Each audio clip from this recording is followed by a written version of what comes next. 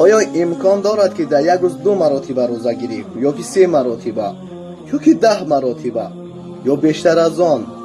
بله امکان دارد. طبق حدیث پیامبر خدا صلی الله علیه و سلم، پیامبر خدا صلی الله علیه و سلم میفرماید اگر شخصی که یک برادر مؤمنش را افطار بدهند، ثواب روزه همان شخص در نامه اعمال این برادر نوشته می شود، در حالی که از اونم کم نمی شود. پس اینم باشد در ماه مبارک رمضان. دوستان، چه در وطن چه خارج از وطن، اکثریت مردم احتیاج به کمک یک افطاری ما و شما دارند. پس بیایید بشتابیم تا این ثواب بزرگ را به دست آوریم. بازم ماه مبارک رمضان مبارک باشد. السلام علیکم و رحمت الله و